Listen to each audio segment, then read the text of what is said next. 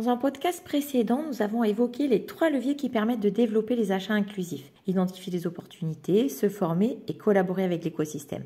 La clé, les fournisseurs bien évidemment. Alors qui sont ces fournisseurs inclusifs? Comment les choisit-on? Je suis Nathalie Paillon, experte achat responsable et je vous donne quelques clés pour développer vos achats inclusifs. Alors les achats inclusifs n'ont pas de définition normalisée. On les associe à l'achat fait auprès de fournisseurs dits inclusifs. C'est la plateforme de l'inclusion qui définit cette notion ainsi, en écrivant « Les fournisseurs inclusifs sont des prestataires ou partenaires économiques qui emploient des personnes éloignées de l'emploi en raison d'un handicap, de difficultés sociales, de difficultés professionnelles, voire de santé ». Ce qui importe donc en faisant appel à ces fournisseurs, c'est de donner un impact social positif à nos dépenses. Il y a 3 grandes catégories de fournisseurs inclusifs. D'abord, les fournisseurs du secteur du handicap. Ces structures vont employer des personnes en situation de handicap, souvent dans un cadre adapté.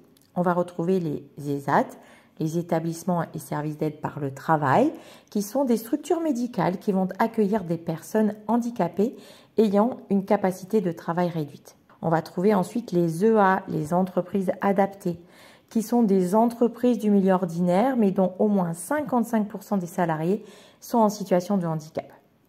Le deuxième secteur dans lequel on va trouver des fournisseurs inclusifs, c'est le secteur de l'insertion par l'activité économique, appelé aussi IAE. Les structures de l'IAE accompagnent des personnes telles que des chômeurs de longue durée, des jeunes sans qualification ou des bénéficiaires du RSA. Les structures de l'IAE sont très diverses. On va de l'atelier au chantier d'insertion jusqu'à des entreprises d'insertion qu'on appelle EI et même des entreprises de travail temporaire spécialisées, les ETTI. Ce secteur est très mobilisé par l'intermédiaire des marchés publics. En effet, le PNAD, le Plan national des achats durables et la loi climat et résilience ont défini des objectifs sociaux qui permettent in fine de soutenir les politiques publiques d'insertion. Malheureusement, les entreprises privées vont peu sur ce terrain, mais rien ne les en empêche, alors petit appel pour développer ces achats.